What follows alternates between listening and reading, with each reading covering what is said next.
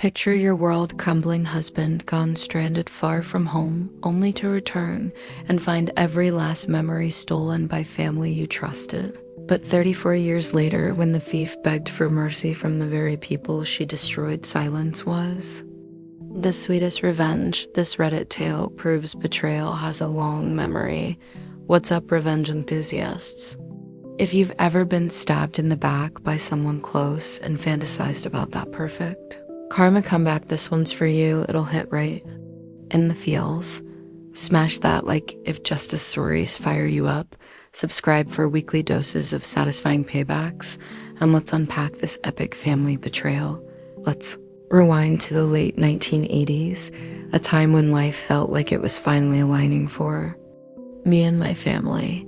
After 15 years of marriage, my husband and I had built something solid, a 40-acre ranch that was more than land. It was our sanctuary, filled with the laughter of our two young kids echoing across the fields. We ran a small business from home shelves, stocked with tools and supplies that kept the bills paid and dreams alive. But tragedy struck hard. My husband passed away suddenly while we were in Mexico tying up loose ends. Grief hit like a tidal wave, crashing over me as I held our children close their small hands, gripping mine in confusion. We were in transition, selling the ranch to buy a new place back in the States. But first I had to get home to pay the rent on our temporary house. That deadline loomed like a storm cloud. I could taste the urgency in the dry desert air, my pulse quickening with every mile. We have to make it, I'd whisper to myself, glancing at the kids in the rearview mirror, their faces smudged with travel dust. But midway through Navajo country in Mexico, the car coughs, shudders, and dies. The engine's final whine fades into silence, replaced by the relentless sun beating down on the hood. Stranded for 3 agonizing days, nights, huddled in a roadside motel with thin walls, letting in the chill wind, the kids whimpering from hunger and fear. I finally scrape enough for bus tickets. Exhausted, we board, but deep down dread coils in my stomach like a snake arriving home. The door swings open. To emptiness, bare walls stare back, the faint scent of our lives fresh. Laundry, kids' crayons lingering mockingly. Everything vanished, our business inventory worth thousands. The kids' clothes still with that soft fabric softener smell. Their toys scattered, ghosts of playtime, and worse, my mother's heirlooms. I'd been safeguarding boxes of fragile china, clinking gently in memory, an antique rocking chair that had cradled generations with its rhythmic creak, heart hammering. I dial my mother voice, cracking what she reveals, shatters any illusion of family loyalty, and sets the stage for decades of simmering injustice. It turns out I'm the exact rent date my mother and sister-in-law Bobby, my late husband's sister, had shown up. Bobby, with her sharp eyes and a smile that never quite reached them, always carried an air of entitlement, manipulating situations to her advantage while preaching about family first. Hypocritical to the core, she'd convince my vulnerable mother it was necessary to clear the house before the landlord seized it. They loaded trucks with our world, the kids, stuffed animals tumbling into boxes, business tools clanging against each other, my mother trusting Bobby's assurances, handed over her possessions too. "I'll keep them safe in the barn," Bobby said smoothly, her voice laced with false warmth, patting my mother's arm. A flicker of false hope sparks. Maybe it's salvageable. I cling to it, phoning Bobby from a payphone, tears blurring the numbers. "Please, Bobby, the kids need their things. They're your niece and nephew clothes, toys, anything." Her reply cuts like glass, a dismissive chuckle, the phone line humming with her arrogance. "It's all mine now, you should have been faster." Click, the dial tone buzzes in my ear, betrayal sinking in like cold rain. But she doesn't stop at hoarding. Bobby sells it all, the business gear flipped for quick cash, funding her new pet supplies. Store word spreads her shop, bustling with customers, shelves gleaming under fluorescent lights, her counting profits built on our ruins, my mother's heirlooms. Lost in the barn, she claims, but I picture the rocking chair auctioned off. Its creak, silence, forever powerlessness wraps around me, a suffocating fog.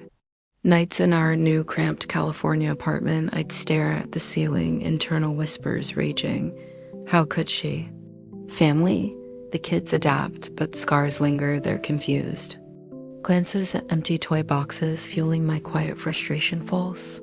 Hope resurfaces when my father-in-law intervenes, his gruff voice demanding fairness. Bobby relents partially. Boxes arrive and my hands tremble unpacking them, only to reveal mockery, the lonely bottom of a fondue pot, scratched and useless.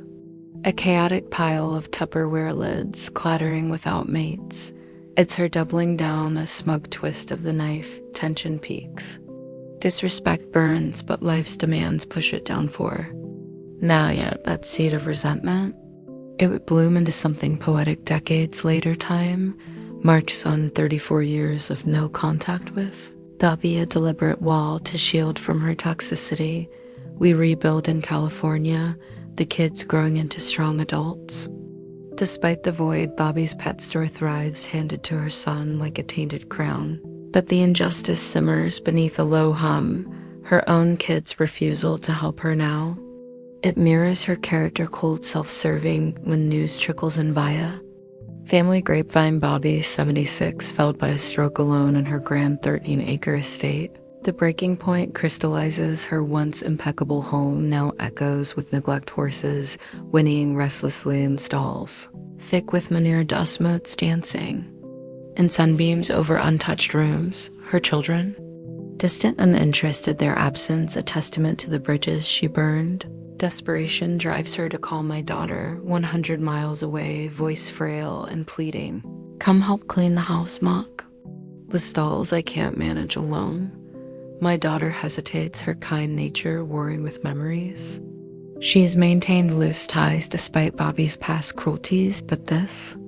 It stirs doubt internally. I grapple, fear of bitterness tugs, but determination steals me. This is our chance. I think recalling the empty house, the useless lids. Sitting her down, I speak firmly. She took everything, your toys, our security, and never glanced back.